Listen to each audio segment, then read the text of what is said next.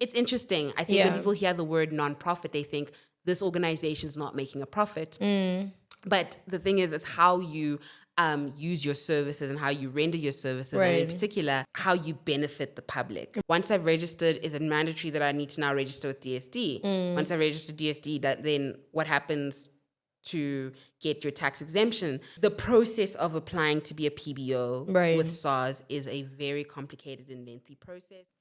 Hello and welcome to another episode of the Legal Standpoint podcast, where we unpack the legal aspects of starting and running a business venture in South Africa, one conversation at a time.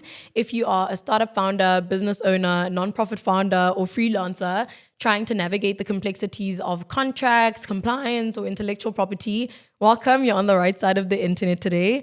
My name is Qrate, the host of this podcast and the co-founder of Legal Standpoint, and I'm so glad you could be with us today.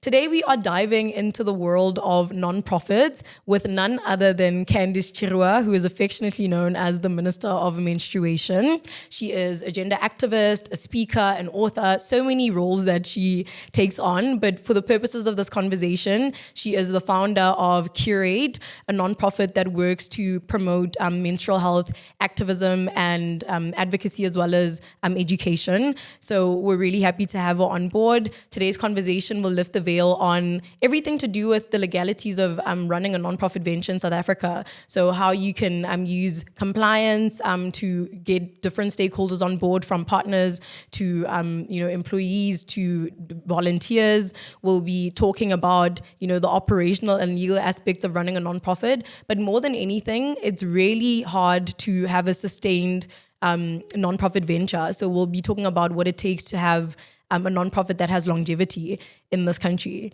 Welcome to the podcast, Candice. Thank you for having me. Yeah. Ministerial greetings, all protocols observed. Ministerial greetings. A legal standpoint must be doing something right, okay, to have a minister in the building with us today. So. Period. Yeah. We're so glad you could join us today. And, we've known each other for a few years now, and we've had a lot of conversations just around menstrual health advocacy and, the amazing work that you do with Qrate. And for the purposes of today's conversation, we'll start with a bit of a background. So pre-Qrate, for people who might not be familiar with you or your work, to understand exactly what sparked the idea. And then we'll segue into, the operational aspects of actually running a nonprofit. Because that's also a lot of work. And then, the last segment will just be around practical takeaways that we can share with people who are wanting to venture into the nonprofit space, because you've seen a lot, you have a lot to share.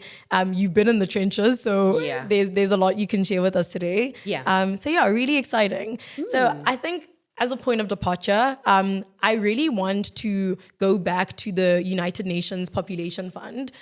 Because that experience for you as the menstrual health consultant, junior consultant, that was the direct experience that came before you founded Qrate. Yes. And so I'm interested and curious about the experiences that you had there that really solidified, you wanting to go into the nonprofit space and work specifically on menstrual health advocacy and education. Yeah, it's interesting. When I think of my university journey, I was really passionate about development studies and how states become to be a thing and how they interact with each other. So I was, and I still am, considered an international relations nerd. But it was very, I guess, diplomacy driven. I wanted to always work within the United Nations, but more within a development side of how do state A, state B navigate and researching and understanding that. So it was very technical. But for me at the time when I was thinking about that, I was like, okay, but I don't know if it's my core passion. I was strongly and still am a feminist, but I think I was struggling to find how I could use that within my career, and whether it would be something that could really sustain me. So strangely enough, I was having a conversation with my supervisor at the time, who still is my PhD supervisor now. And she came across this really cool opportunity around menstrual health. But prior to that, we were having a conversation about sexual and reproductive health, and often how funding is never really allocated to private issues. And then we had the conversation about menstruation. And at that time, for me, it was it was weird. I was like, why am I having a conversation about periods with my supervisor? But she was able to then link it to something that is related to social economic elements.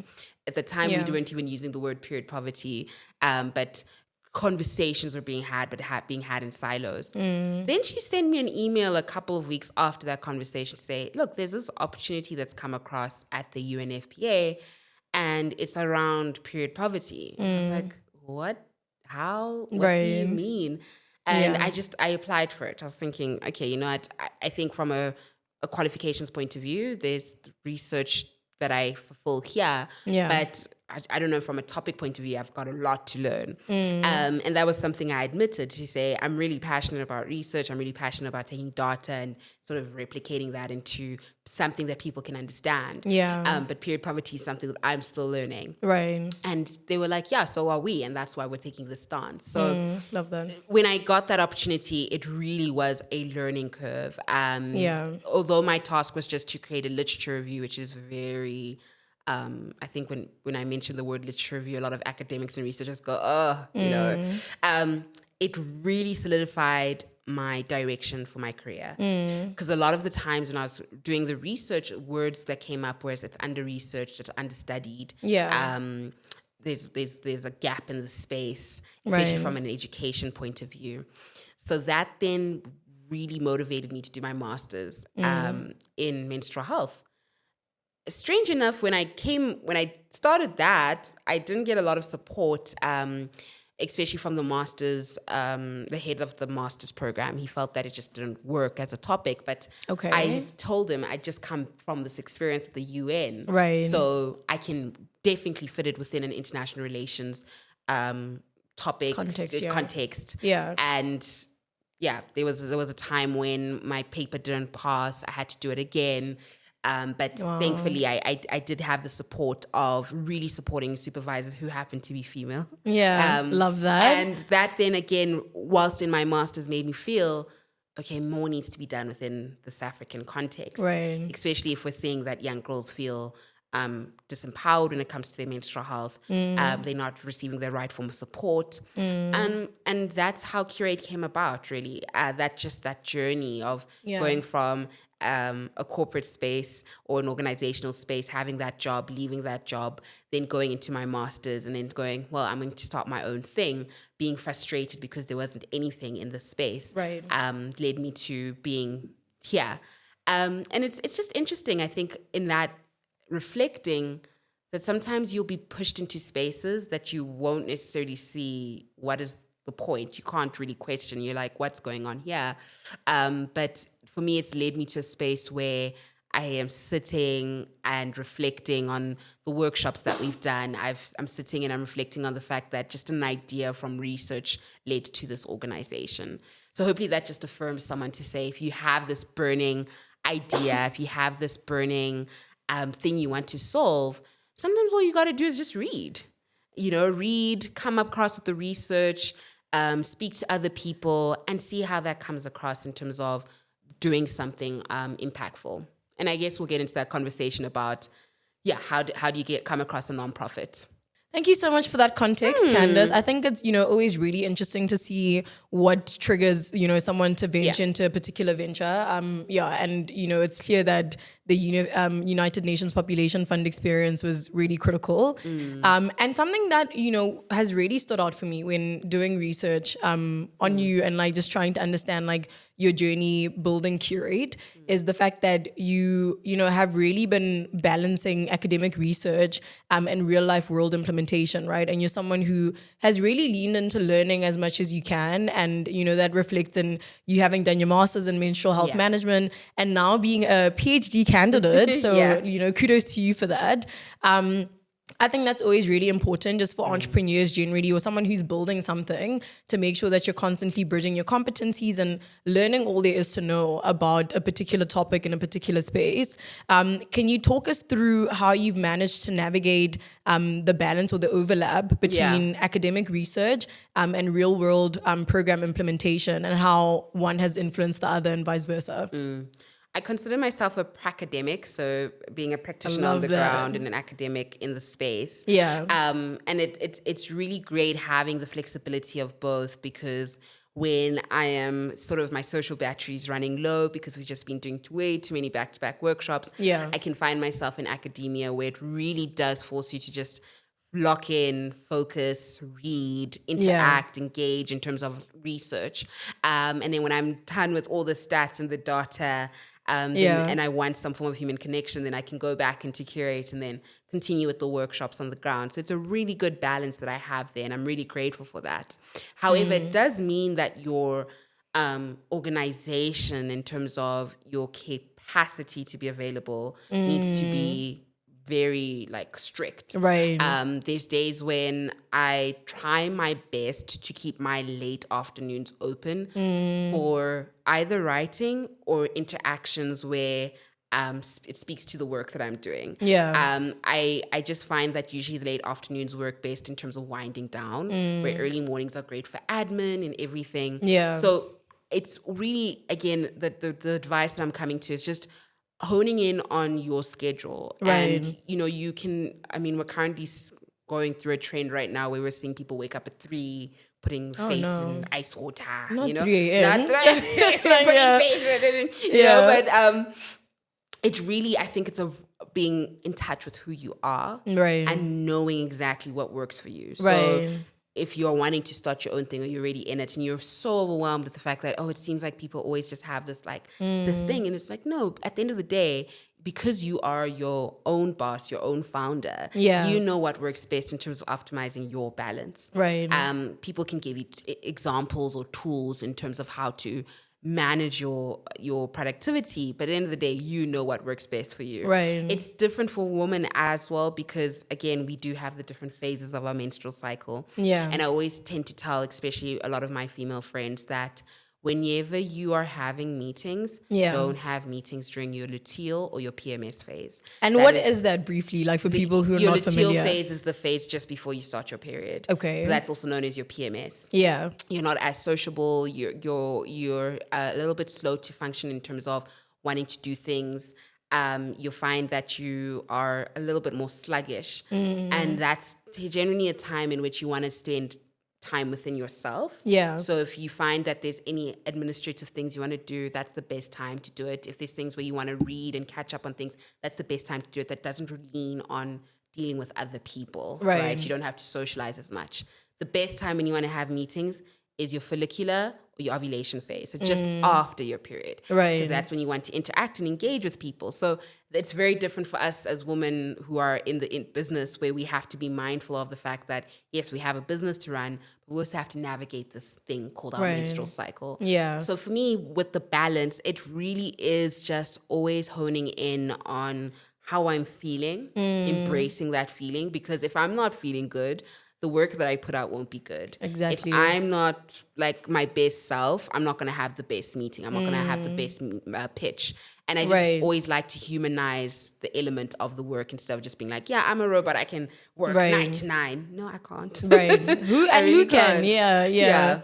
Okay, awesome. And I think, such a valuable takeaway, honestly, because I think when you're building a business, right, whether in like the nonprofit space or you're building like a private company, I think, so much of you is wrapped up in what you're building. And I think a lot of people tend to like overlook just the health considerations of like being able to show up at your best.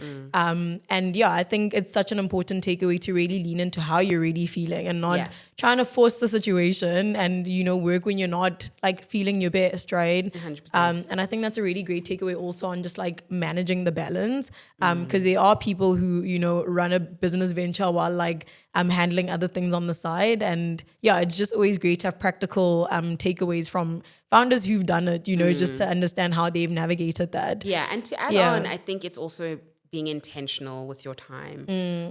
I totally understand why there are certain people who are like, the best I can give you is 30 minutes and then a hard stop after 30 minutes. They need to get doing other things because time really is money. Like it's not a joke. I find often I'm very frustrated if we're in a meeting and people are like, oh, there's no agenda. And I'm like, well, for me, the this is time that I could be using to perhaps doing research or reading or Right. writing.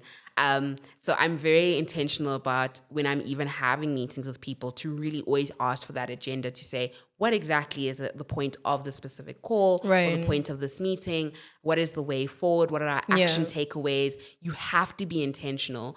Right. And like we live in a very digital world, I think even using your tools that optimize that information to say, okay, the next action items and who needs to do that Right. makes it so much easier. Right. But you have to be intentional with the way Right. you use your time. So that's something that I have just also realized since 2018 is when I've started Qrate. So I think that's about 7-8 years now. Like just really being intentional with your time. Right. Because the time that you have, it can be time for other things that are beneficial to you. Yeah, and I mean, we'll get into like some of those practical tools that you use within Qrate, like to manage your time and optimize like productivity. Okay, awesome. And then I'm curious about the jump from research to starting Qrate. Yeah. I know you said when you were starting like researching it and doing the masters and now doing the PhD, it was an area that was under researched and there was like huge gaps in knowledge. So I'm curious about going from that space where there is still so much research to be done and then deciding to like start a whole business venture, which also comes with its own complexities and is very like demanding, time-wise, financially, energy-wise. Like there's just a lot of demand that starting a venture takes on. So what was the trigger, would you say, from going from research and then deciding that you were going to actually turn this into a venture? Yeah, I mean, to be very honest, while I was completing my master's, I was in a space of saying, okay, well, I found my niche, I found my passion. How do I still take that whilst finding a career? And I'd been applying for a lot of jobs and getting a lot of rejections. Yeah. And I think it's at some point it did cause a depression because I then started to regret the decision of saying, okay, should I have taken this route of menstrual health because it's so new? Right. Is there any space or capacity for jobs for this? And it caused a panic. And so the trigger for me was then saying, well, if the jobs aren't there, if the opportunity isn't there, then let me just create my own. 100%. If my worry is that I'm not going to be busy, then let me make myself busy. Right. And then the conversation about Qrate came about, and having a support system is really important because I remember constantly always just going to my brothers and my sister, just constantly having that conversation about like, okay, if I had to have this organization and we had to do this type of work, what would it look like? And just sharing ideas and having that support system really helped. And then eventually, I think, it was 2018 because Barack Obama had come to South Africa to do the Nelson Mandela lecture. Yeah. And being in the crowd, listening to his speech, he always just kept on emphasizing how young people are needed in spaces because they are just curators of critical thinking and curators of our future. And he just kept on saying the word curate. And I was just like, so interesting that this word is just landing with me. Like, I'm hearing what you're saying, but you just keep on using this word curate. Because when I looked at the definition of what the word curate means, it's like you're being intentional about creating a space and how that has an impact on people. Yeah. And that for me just triggered the thing of, okay, this is what I'm doing. I'm gonna start this. And I also at the time was a drama teacher, like assistant.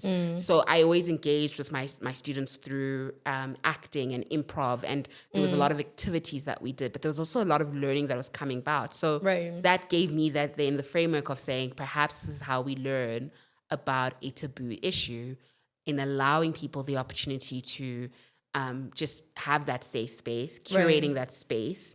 And seeing where it goes. So it really started off as experimental. And when I started the organization, registered it on CIPC, and we'll get into that later, but registered on CIPC, as soon as I got the CIPC documents, I was like, okay, cool, let's just start the workshops. I remember announcing this menstrual health idea. And then a week later, an organization also known as Africa Cocoon was like, we want you to do this with our young girls. I was like, okay. Did it on a Wednesday. They said, okay, we have another group of girls coming on Saturday. Can you come? Okay. And it just gained momentum. Right. And the power of social media, where you take one picture or multiple pictures and videos and you show what you're doing, and how that then just steamrolled into more and more and more workshops was incredible, because that then kept me busy. Yeah. So yeah, for me, the trigger was rejection. Right. Sure. It's sucky, because I know there are a lot of people who are currently feeling, the job search is draining. It's brutal. And it's brutal. Yeah. And I mean, that's probably another conversation for another episode, in terms of just, how that in itself is tricky to navigate. But I thought I just took that opportunity as a way to say, I'm being pushed into a space where I need to make myself busy. I need to create an opportunity, and this is my opportunity to create an impact. Right. And then whilst doing the research of what this looks like and having conversations with different people who've also been in the space, it's weird, as if I was being guided to say, this is what you're going to do. Yeah. So yeah, that was the trigger. Yeah. Yeah. And I mean, I think curate is such a fitting word, by the way. So like really, really lovely that you were able to attend that lecture and then land on the name. So very fitting. And, I was going to ask you earlier about, if you got any pushback from your family and friends just about, just sustainability and longevity, because I think a lot of the fears that come up when people are starting nonprofits is there any money here? And, how are you going to make it work? And like, what's the sustainability going to look like? Thankfully, you said you had like a really great support structure, and people that you could bounce ideas off of. But was there still, pushback like from the financial point of view? Oh, 100%. Yeah. I started Qrate with zero in my pocket. At the time, the only form of income I was getting was being a tutor at Wits. Yeah. I also remember that I just finished doing, like I mentioned, I was a teaching assistant as well, but it wasn't paying like every month. Right. Pretty much like a substitute teacher, if you could consider that. Yeah. So it really was working with what I had. And literally when I say, I'd have to go and print like the period product materials to present. Yeah. And I'd always imagine like, okay, there'll be a point where we can get these things to actually present. And we do now. Like when I actually go into my garage, I'm like, well, we have a lot of period products here. Like it's insane. Things like that where, we literally just started with nothing. But the thing that sustained me was just the passion, the determination to empower. Now, yes, there were concerns to say, is this going to sustain you? Is this something that can really provide a livelihood for you? Right. And as a visionary, I'm still determined to say, yes, it has and it can and it will. That was always just my mantra. Yeah. And so I think because of the sort of positive social media engagement I was getting, but also the amount of speaking opportunities I was getting, it was really presenting an opportunity to expose the organization, but also to network with other organizations as a way to say, well, how do we collaborate? Right. Now, the reality is that living in a Trump era has meant that has now shifted the opportunities for the organization, because locally, because menstrual health is still a very niche topic, and yes, it does fit within gender equality and sexual and reproductive health, there's not a lot of funding for it here. Right. There's still a lot of conversations about how do we actually implement the policy and what does that look like? How do we establish monitoring and evaluation? So it's still deliberating, but it's not actually implementing that we've gotten to. Right. Although Treasury does set a budget towards the sanitary dignitary policy framework, it just goes to the provinces, and then the provinces get to decide like what they want to do, and that's up to them. Right. There's no real clear plan to say you actually have to work with these organizations and do that's not there yet. Right. So internationally, that's been the focus of how do we then get international funding, and that is obviously now with the evil orange man taking the Oh, not White the House. orange man. Yeah. It's had an impact, right? So Yeah. it's now, right now, it's sort of caused us to pause and halt and realize, okay, so Yeah. what do we do now? Do we Right. start from the basic or do we continue? Right. But in terms of family support, it's still there. I think now there's just now a level of concern of, do you still want to sustain this? Especially with what's going on externally. How do Right. you pivot? How do you scale up? And that's currently where we're at, just trying to figure out what's the next move. Because we know that these workshops work, but how do we get to a point where it sustains the organization, that the Right. organization can carry itself throughout the year, can pay its volunteers for its time, Right. and isn't just not like a once-off thing. Yeah. Yeah. Sure. That's a lot that you just said. And I want to Yeah. touch on like a few common threads that I think, you mentioned. I think the first thing is, as you were speaking, that came to mind was just, the sheer effort and amount of like initiative that you have to make when you're building anything, really. You spoke about how the catalyst for Qrate was rejection, and how in that moment you have to have a mindset of, starting your own thing and like just taking initiative and not really being or succumbing to your circumstances. Yeah. And I think that's something that's so important for like entrepreneurs and like people who are wanting to come into the space to take away that, you're not always going to have people prompting you to go in a certain direction. And you have to like sit down and figure out, okay, if these are the circumstances right now, how can I take initiative, right? Yeah. And when you started also, because I think there's another misconception around needing to have all these resources at the beginning, having like a massive budget, like a land full of cash waiting to be used for things. And, you said you started with zero, right?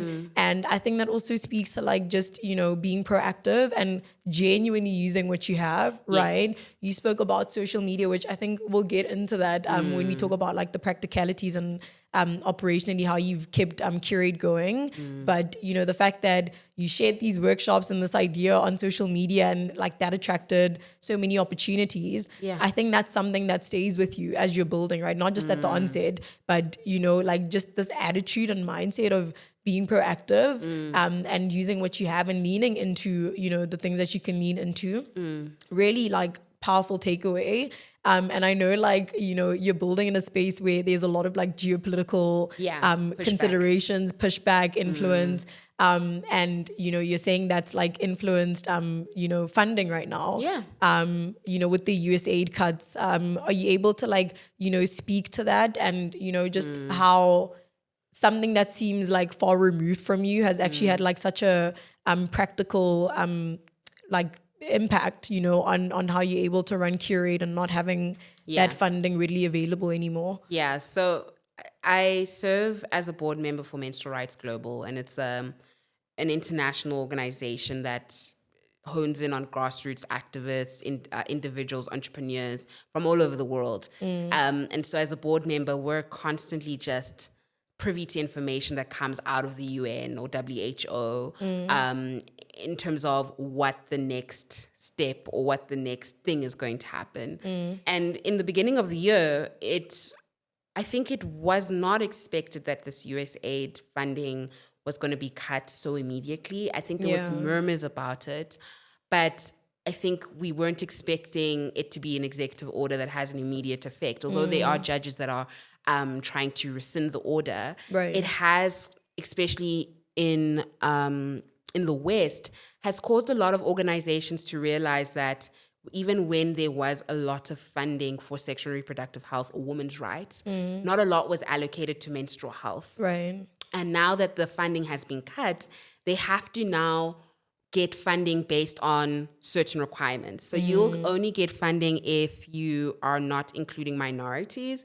You'll only get funding if you're not including, and minorities being the LGBTQIA plus community.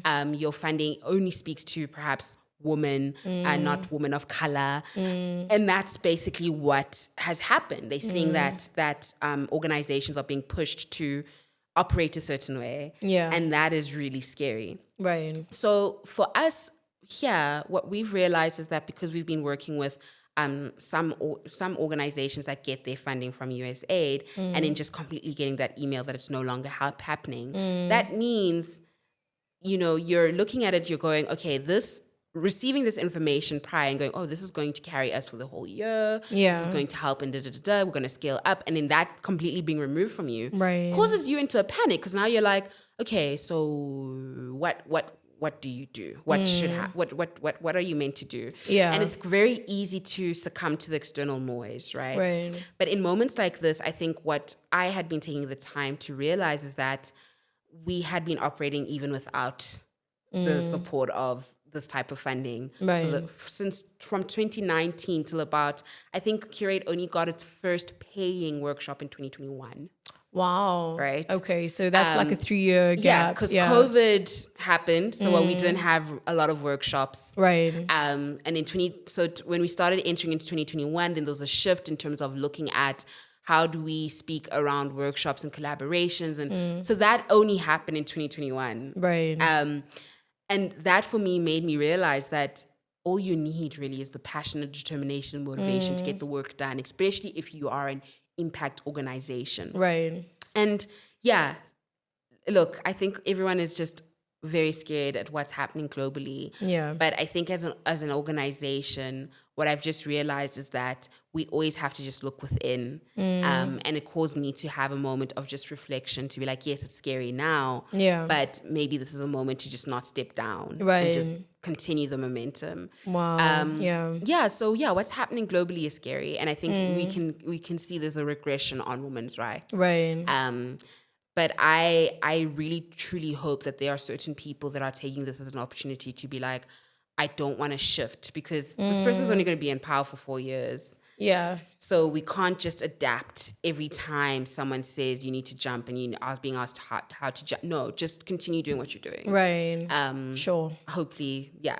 Yeah. I didn't want to waffle too long, because I can say a lot, and I don't want to say a lot about that individual specifically, because he does get me upset. But clearly it has had an impact on us, and we've just decided to rise above it and not succumb. And I think it takes so much conviction, to maintain the momentum and, to stick with it, even when there's like very scary things happening around you, because you're not building in a vacuum at the end of the day with any industry, any business. There's so many like different stakeholders and different influences acting on you. So the fact that, you're even encouraging people who are already in the space and maybe wanting to go into the space to keep going and like remind themselves of the mission and the gap that exists and the problem that still needs to be solved, even when there are like funding cuts and things that make the building journey a lot more difficult, is commendable. So kudos to you. I know it probably is like not the easiest thing to navigate, and like this is very scary times that we're living through right now. But the work that Qrate is doing and like other organizations around menstrual health is so important. So yeah, I love that that's the attitude and the energy that you have just around, continuing to do the work, because it's not always going to be brilliant times, or it's not always going to be like a walk in the park. And then I think now let's like switch gears and talk about like the legal considerations and practicalities of navigating the nonprofit space. Part of the catalyst for this conversation, when my team and I were conceptualizing guests that we wanted to have and topics that we wanted to touch on, was a report that was made by the Department of Social Development that 167,000 plus currently registered nonprofits are at risk of deregistration due to non-compliance. And that's more than 51%, which is really scary. And, it really made us think that even in the nonprofit space, like compliance is such a huge hurdle and, such an important consideration still. And that's not just for when you're like building a startup or a small business. There's like a lot of legal considerations also. When you registered Qrate, it was as an NPC, right, through the CIPC. Was that a conscious decision on your part to register it as a nonprofit company as opposed to a nonprofit organization or an NGO? When I think about it, there's even the information that exists between the difference between a nonprofit company and an MPO and a PBO. Yeah. It's, the responsibilities are still the same, where you're wanting to have an impact towards the public, but it's just a matter of how you operate, right? Yeah. You know that you can't be selling T-shirts to have your employees earn a profit. That just isn't the case. You know, but you can sell T-shirts to raise awareness and advocacy so that it goes to the organization so you can continue to do your work, right? There's things like that that I think for me made me realize that when we look at the difference between a nonprofit company, a nonprofit organization, a PBO, it feels as if it's the same, but it's just how you operate and also how you are keeping up to date with your books in terms of submitting your annual returns, which you still need to do, especially if you haven't, if you are receiving money for services rendered. And also just being compliant. Now, what a lot of people tend to get really overwhelmed with, and I think this is something that also overwhelmed me because we had only just been operating on CIPC. And then at some point we then moved on to DSD to get the nonprofit certificate. But when you're even registering for that, you also have to be registered on CIPC to have a company registration number. So you have to start with CIPC. And not a lot of people know that. Unless you want to be a voluntary-based organization, then you can do that. But there's just, again, it's overwhelming. So when I started initially, it was just a matter of just saying, let's just have the documents to say that we're an organization.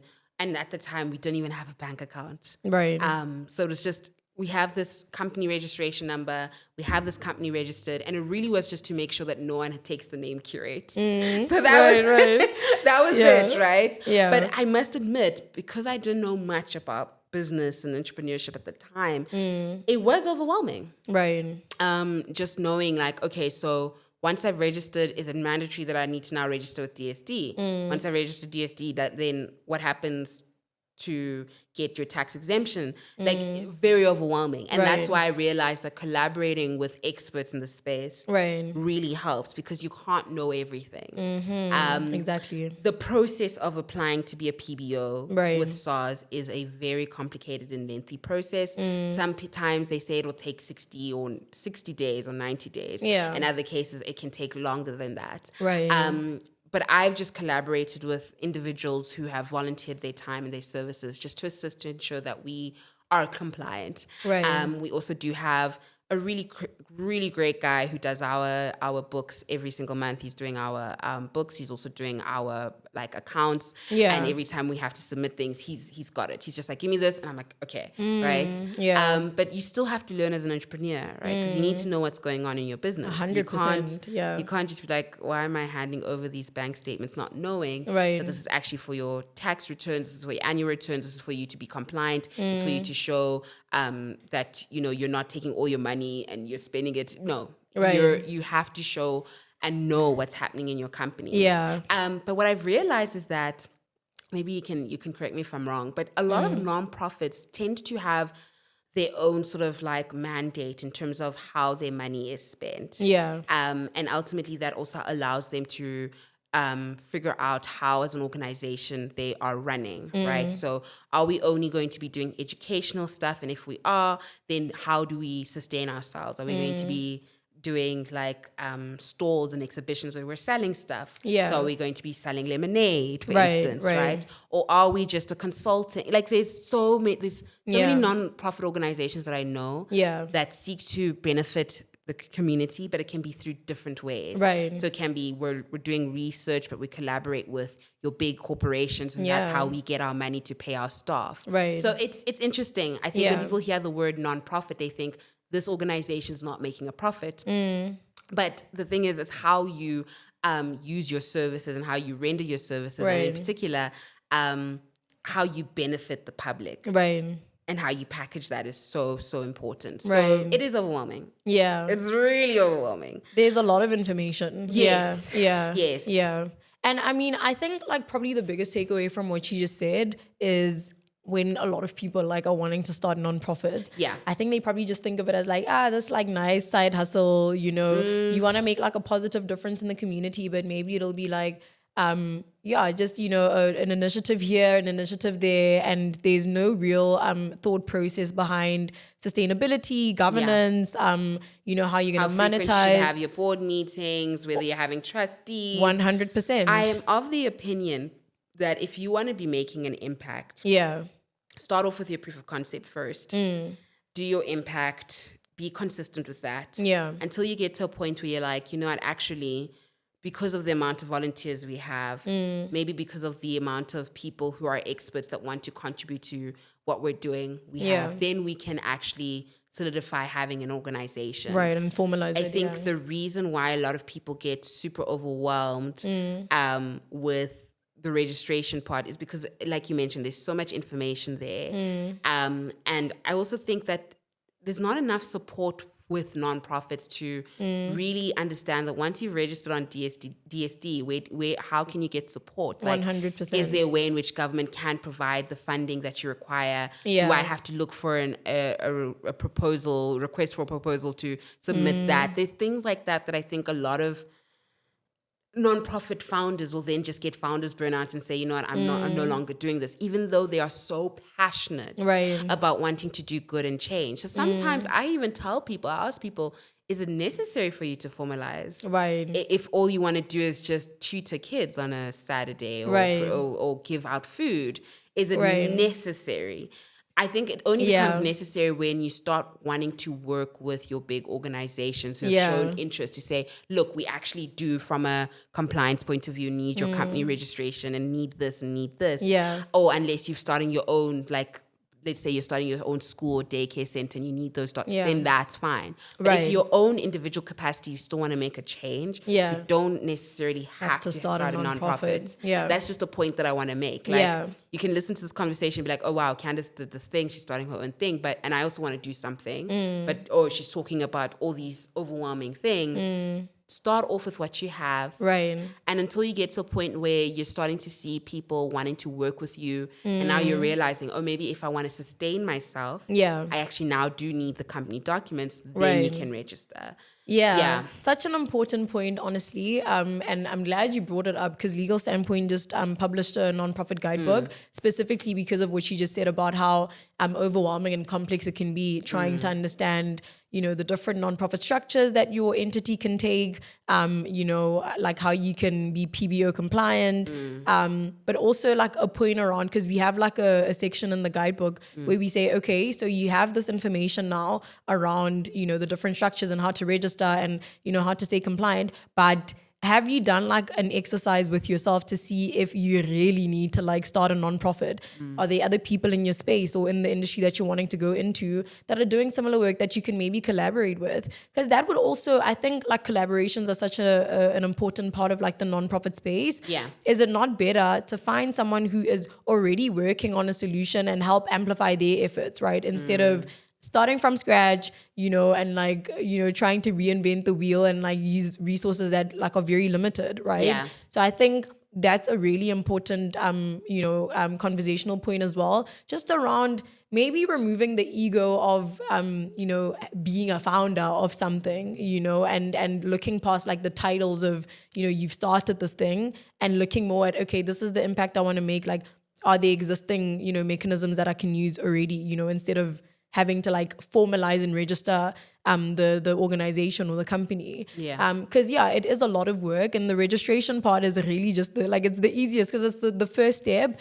But a lot of the work that I think, because I had a nonprofit as well at some point, but I think a lot of the work comes with, staying and having longevity in the space, right? And you need like partnerships to sustain you. You need your donors. You need volunteers. Like, there's so much. Same as running a business. It is a business. Yeah, it is a business.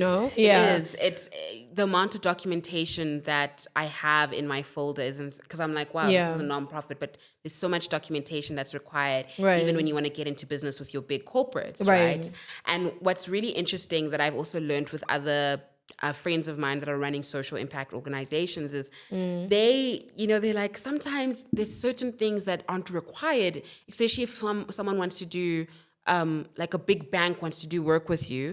Oftentimes they just ask for your company reg, whether you have a VAT, and whether you're compliant on SARS. Yeah. You know, and we get so overwhelmed by making sure we have to have all three things. Right. We're not being thoughtful and intentional and understanding what is it that's required. Right. So it is great that from a tax exemptive point of view, and I think this is why SARS is very adamant on taking the process and really understanding how your organization works, that you have that Section 18 that you can provide as a certificate for people.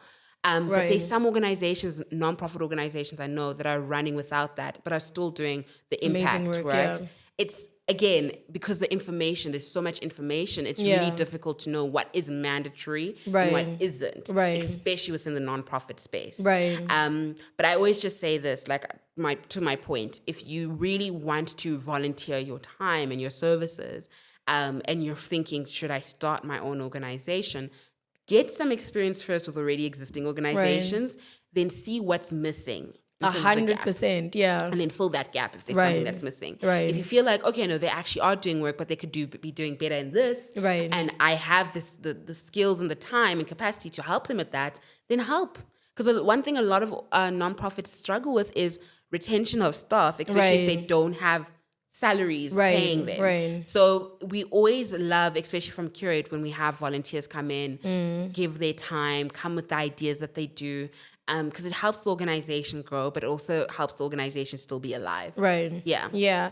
And I think that's such an important point as well, just around like domain expertise. And this is like a thought that I've been having a lot recently, just around how you're only really fully able to identify gaps for innovation when you're in the space itself, right? Like not when you're like on the outside looking in, but when you're like in the thick of it, that's when you're able to see that, okay, I'm in the space and like this is the process that they have, but like I think this could be done better, or this is the pain point here. I think this is maybe like, you know, an opportunity for a new process or like platform or product. So yeah, I think that's like a really important takeaway. Like you don't necessarily have to start with the incorporation part, you know, work your way backwards from actually gaining the skills, you know, having, you know, your expertise being applied, or just like even your time spent in different nonprofits. And see how you can apply that if you really want to move forward, like with your own nonprofit. And then still on the topic of legalities, you know, we spoke earlier about the impact of, you know, USAID being cut, and how from a, you know, funding perspective, that's really like caused you guys to go back to the drawing board and figure out like how you're gonna keep being sustainable. But before getting any sort of funding, right, you need to have certain structured agreements in place, especially when, you know, in the nonprofit space, you're dealing with so many different stakeholders, with funders, donors, you know, volunteers, employees, maybe. There's so many different stakeholders. So what's been your approach to having those formal agreements in place, or just, you know, making sure that from a legal standpoint, you have your legal ducks in a row? So one of our board members does have legal experience. So they have been able to assist in drafting legal agreements, especially for our volunteers.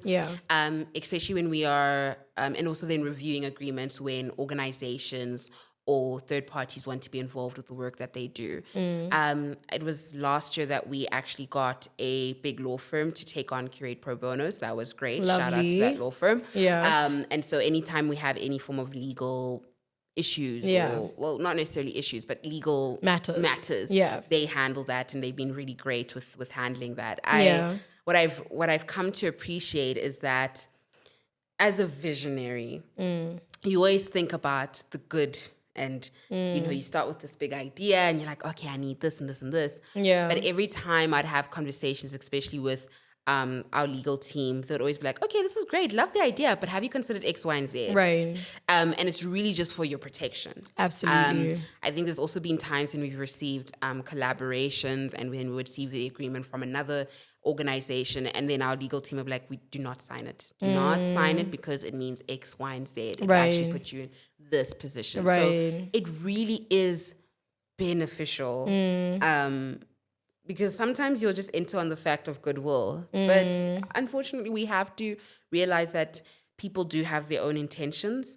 And once you have signed something, you have to abide by what has been said. That you have to abide by what the terms and conditions are. The sanctity of the contract. Exactly. So one thing I've always come to appreciate is whenever we're having any form of conversation or any specific idea of doing work, just really putting it into paper to say, okay, who's the responsibilities, who's handling that. In the event that this happens, how do we do this? Because you just really want to safeguard and protect yourself. Right. And nonprofits do need that, especially when you're going into communities and you're dealing with people that you've never met before. You want to safeguard that, especially if you're in a collaboration with this organization, that in the event that something happens, it either falls on both of us or it falls on this. You know, things like that needs to be really clear. Right. So I think for me, it's been, I've always just taken gratitude, like when someone is saying, have you considered the legal aspect? Because I've always just thought the good. I still always do. I always see the humanity in everyone. But as a business owner, as a founder, I've now come to the point that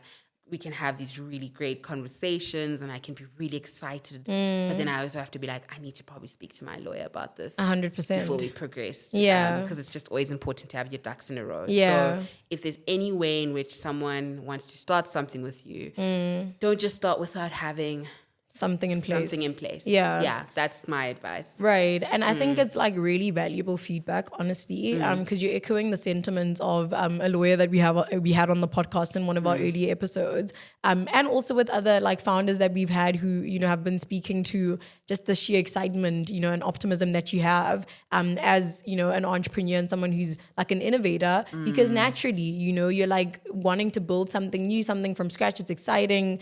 It's an exciting, you know, journey and like an exciting time. Yeah. But you do need to have like the pragmatism of, you know, just checking if certain agreements are in place and just like all those like unsexy, unglamorous parts of running a venture. Yeah. It's something that I find to be like, as soon as you always have to bring the lawyers in, that's when it gets really serious. Right. I think it was sometime last year when we were working on an exciting thing and then we had to bring our lawyer in and the shift in the conversation changed, like the tone, everyone, because now the lawyers were at it. They're going at it. And, you know, the one lawyer was saying, well, my job is to protect Qrate. Your interests, right. And so as I have to protect Qrate, it means I have to ensure X, Y, and Z. Right. And, you know, you're sitting going, oh, this is so difficult. Right. This person is coming off so difficult. But then you realize that is their job. Right. And it's for your benefit. It's for your benefit. So yes, it can be a bit, I think a lot of times people say, the moment you bring in a lawyer, it gets tricky, it gets difficult. But at the end of the day, you have to remember what you're doing it for.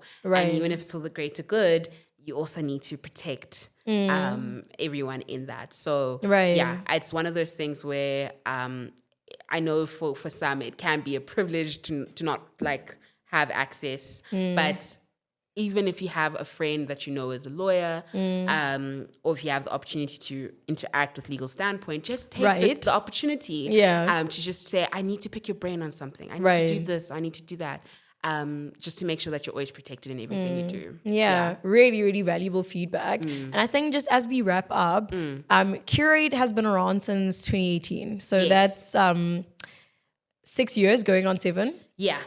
That's, you know, it takes a lot, I think, to be in the nonprofit space and to go beyond incorporation, like I was saying earlier, because that is like just step number 1. But to have staying power and longevity and, you know, be in a space where, you know, you have sponsorships, you have volunteers, you have processes in place, you have, you know, just you're sustainable and you're still in it 6 years, almost 7 years later. What would you attribute that to? Like, what would you say have been the key considerations for you guys or the key learnings that have, you know, like landed you in the spot where you're still in it? Sure. I think it's definitely the people that have been a part of the organization that have motivated me to still continue. There was times when like a good friend of mine who used to work with Qrate, I'd always be like, oh, what would happen if I just retire? Yeah. It's like, well, if you retire, then the organization retires. Right. But there were people that would always just constantly root for the organization, would constantly step in. Outside of just doing the heavy load of running the workshops, just really be behind the scenes of sitting in meetings and saying the same thing over and over again until we got that win. So it really is, I think, the people that have been a part of the organization who volunteers, right? And it's just, again, it just shows the amazing nature of humanity. When you see something good and you want to do good, you really will put yourself on the line to be like, this is what I want to do. So it's, for me, that's just been an amazing contributor, outside of the fact that we've had incredible opportunities to work with really cool organizations. I mean, we've done we are still doing a menstrual campaign with Engine, and people are like, petrol, what do you mean about petrol? Yeah, Engine has an initiative where they care about young girls and they want to see young girls in school. And what Qrate does is we ensure that young girls stay in school and their period doesn't stop them from going to their school. We've worked with really cool organizations in the motoring industry, and organizations that I'd always admire and look at and like, oh wow, we get the opportunity to work with them. And I think that has also sustained the organization. To be honest, we have a long way to go because, like you mentioned, it is six going on 7. Feels much longer. But I think for me, it's really, we're in that space now of saying, how do we adapt to these challenging times, and how do we ensure that we are scaling up? Because I think we're at a point now where we really want to be doing more of the workshops. When my team and I have the opportunity to travel, it's such an incredible opportunity to not only see how beautiful South Africa is, but to engage with young girls in particular and just see the need for it. So we're at that point now where we're like, look, we want to be included in policies. We want to be policy partners. We want to be implementation partners. Because there's longevity in that, rather than just doing once-off things for the sake of Women's Day or this type day or that type day, right? We want to move beyond that. So this is just navigating interesting times, but it really has been, I think, the people that have contributed their time and their skills and their services to the organization to get it to where it is now, for us to now go, what is the next step? And it's always like people that are at the heart of it, right? Like it's, I think that's really inspiring, and we need you in the space, and we need more people, I think, that are going to push for menstrual health advocacy and education, because it really is so important. There's a long way to go, as you've like correctly mentioned, like from a policy perspective and, recognizing even things like menstrual health leave at work. Such a long way to go. And I love the last point that you mentioned around like longevity through being, in the policy space and being implementation partners. But, for what it's worth, 6 going on 7 years is worth celebrating, and I think it says a lot that you're still in the space, because a lot of nonprofits, I think, drop off after a few years, because it really is laborious. It's a lot of work that you're having to do, and different stakeholders that you're having to engage. It takes a lot. So kudos to you and your team, and we hope that you continue to grow and soar and solve this challenge. But thank you so much for joining us in the studio. I've loved this conversation, as all our conversations. And I hope people have learned something new, and particularly people who are wanting to venture into the nonprofit space. I hope they've walked away with valuable insights that they can apply to their own ventures and journey. So thank you for that. I also just hope that in being truthful in the lived reality, because sometimes we see entrepreneurship and we think it's glamorous. And I just have to be honest that through just sacrifice and sweat and tears, for me, it's the people that keep me going, right? Because it's the people that I'm impacting. And so I don't want people to feel like, oh my gosh, I can't do this. Because you have this burning desire to want to do good. So go with that and see where it takes you. Amazing. Well, thank you so much, Candice. Thank you. Awesome. That has been another episode of the Legal Standpoint podcast. We hope that you've walked away with practical and valuable insights from this conversation. If you're a nonprofit and you're struggling with staying compliant, like the 167,000 other nonprofits that are struggling, we have a guidebook that we've just published that's really meant to make that journey a lot easier. So check us out on LinkedIn, check us out on our website. All the links will be, in the relevant places. And thank you for joining us in this conversation, and we'll see you again next time.